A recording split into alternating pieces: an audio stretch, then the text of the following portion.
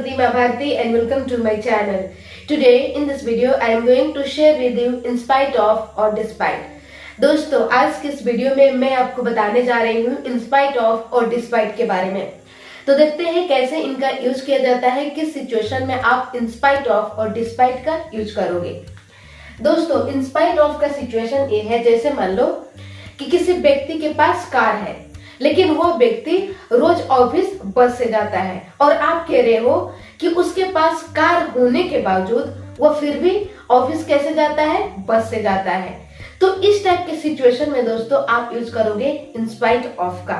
Clear? चलो एक और सिचुएशन लेते हैं। जैसे मान लो कि कोई व्यक्ति बहुत ही पढ़ा लिखा है, बहुत ही शिक्षित है, बहुत ही एजुकेटेड है, बट उस व्यक्ति के पास कोई जॉब नहीं है। वह व्यक्ति कोई काम नहीं करता है, कोई जॉब नहीं करता है और आप कह रहे हो कि पढ़ा लिखा होने के बावजूद भी वह कोई जॉब नहीं करता है, पढ़ा लिखा होने के बावजूद भी उसके पास कोई जॉब नहीं है।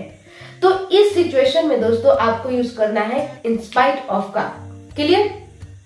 देखते हैं इसका सबसे पहले स्ट्रक्चर। सबसे पहले आपको यूज करना है गाइस इन स्पाइट ऑफ। यदि फिर इसके बाद कोई नाउन होगा सेंटेंस में, जैसे मैं कहूं कि बीमारी के बाद भी मैं स्कूल गई, तो बीमारी आपका एक क्या हो गया, बीमारी एक नाउन हो गया। तो यदि सेंटेंस में आपका नाउन होगा तो आप नाउन यूज करोगे, या सेंटेंस में कोई स्टेट ऑफ बीइंग होगा तो आप वहां पे यूज करोगे बीइंग का, या फिर सेंटेंस में आपका पोजीशन भी देखने को मिल सकता है। जैसे मैं कहूँ कि कार होने के बावजूद भी वह रोज स्कूल बस से जाता है, तो कार होने के बावजूद किसी व्यक्ति के पास कार होगा तो पोजीशन जहां पे होगा गाइस वहां पे आपको यूज करना है हैविंग का। यदि सेंटेंस में कोई आपका एक्शन होगा, जैसे मैं कहूं कि दौड़ने के बावजूद भी उसने अपना वेट लूज नहीं किया, तो दौड़ने के बावजूद ये आपका क्या है, ये आपका वर्ब है। तो वर्ब जहां पे होगा वहां पे आपको यूज करना है वर्ब की फोर्थ फॉर्म, यानी वर्ब में आपको लगाना है आईएनजी, प्लस आपको यूज कर देना है ऑब्जेक्ट। इसके बाद गए सेंटेंस में आपको दो टुकड़ा देखने को मिलेगा, तो दो टुकड़ा इधर एक पार्ट हो गया, फिर आपका एक पूरा सेंटेंस होगा। तो आप according to sentence, according to tense, जैसा आपका सेंटेंस होगा उस टाइप से आप बनाओगे। क्लियर? देखते हैं एग्जांपल से समझते हैं। फर्स्ट एग्जांपल है बीमारी के बावजूद वह स्कूल गया। इट मीन्स वह बीमार था फिर भी वह स्कूल गया। तो बीमारी के बावजूद, बीमारी आपका क्या है, बीमारी एक नाउन है। तो सबसे पहले गाइस आपको यूज करना है according to structure in spite of. In spite of बीमारी के बावजूद इट मीन्स इलनेस। इसके बाद आपको यूज कर देना है सेंटेंस, वह स्कूल गया। He went to school. He went to school. बीमारी के बावजूद वह स्कूल गया। In spite of illness, he went to school. या फिर आप ऐसे भी कह सकते हो He went to school in spite of illness.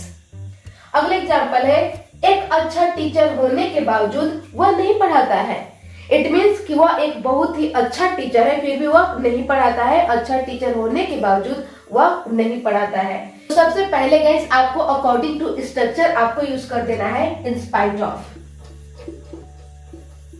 In spite of plus इसके बाद आपको यूज करना है एक अच्छा टीचर होना। टीचर होना क्या है, टीचर होना आपका स्टेट ऑफ बीइंग है। तो स्टेट ऑफ बीइंग है सेंटेंस में गाइस, तो आपको यूज करना है being. Being a good teacher.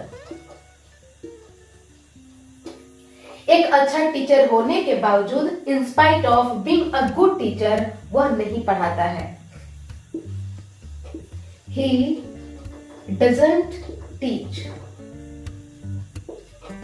एक अच्छा टीचर होने के बावजूद वह नहीं पढ़ाता है। In spite of being a good teacher, he doesn't teach. Or you can say he doesn't teach in spite of being a good teacher. Clear? Next example है कार होने के बावजूद वह बस से ऑफिस जाता है। कार होने के बावजूद, तो सबसे पहले गाइस अकॉर्डिंग टू स्ट्रक्चर आपको क्या यूज करना है, in spite of.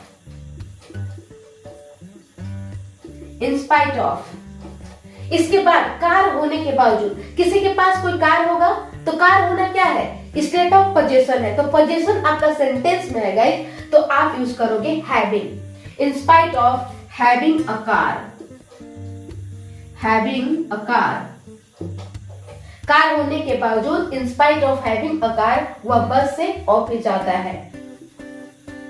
He goes to office by bus, car होने के बावजूद वह बस से ऑफिस जाता है। In spite of having a car he goes to office by bus, और you can say he goes to office by bus in spite of having a car. Clear? अगला example है, English सीखने के बावजूद वे लोग English नहीं बोल पा रहे हैं। इट मीन्स उन्होंने इंग्लिश सीखा फिर भी वो इंग्लिश नहीं बोल पा रहे हैं इंग्लिश सीखने के बावजूद। तो सबसे पहले आपको यूज करना है according to structure in spite of, in spite of. इसके बाद इंग्लिश सीखने के बावजूद, इट मीन्स गाइस सेंटेंस में आपका एक्शन है, तो एक्शन में आपको यूज कर देना है वर्ब की fourth form, in spite of learning English, in spite of learning English. English सीखने के बावजूद in spite of learning English वे लोग इंग्लिश नहीं बोल पा रहे हैं। They are not able to speak English, speak English। English सीखने के बावजूद वे लोग इंग्लिश नहीं बोल पा रहे हैं। इन spite of learning English they are not able to speak English, or you can say they are not able to speak English in spite of learning English। Clear? अगला एग्जांपल है, पढ़ने के बावजूद वो फेल हो गया। इट मीन्स उन्होंने तो पढ़ाई की लेकिन फिर भी वो फेल हो गया। तो सबसे पहले गाइस अकॉर्डिंग टू स्ट्रक्चर आपको यूज करना है in spite of, in spite of. पढ़ने के बावजूद, पढ़ना आपका एक्शन हो गया तो एक्शन के लिए आपको यूज कर देना है वर्ब में आईएनजी। पढ़ने के बावजूद इन स्पाइट ऑफ स्टडी वो फेल हो गया, he fell। पढ़ने के बावजूद वह फेल हो गया, in spite of studying he fell, और you can say he fell in spite of studying। अब समझते हैं डिस्पाइट और इन स्पाइट ऑफ में क्या अंतर है। तो दोस्तों मैं आपको बता दूं कि इन स्पाइट ऑफ और डिस्पाइट में कोई अंतर नहीं है, थोड़ा सा ये फॉर्मल है। आप इन स्पाइट ऑफ की जगह पे डिस्पाइट का यूज कर सकते हो। जैसे मैं कहूं कि बीमारी के बावजूद वह स्कूल गया, despite illness he went to school, और you can say he went to school despite illness. यहाँ पे गाइस डिस्पाइट में आप ऑफ नहीं लगाना, ओनली चलेगा आपका डिस्पाइट। क्लियर? अगला सेंटेंस है, एक अच्छा टीचर होने के बावजूद वह नहीं पढ़ाता है। Despite being a good teacher he doesn't teach, और you can say he doesn't teach despite being a good teacher. Clear?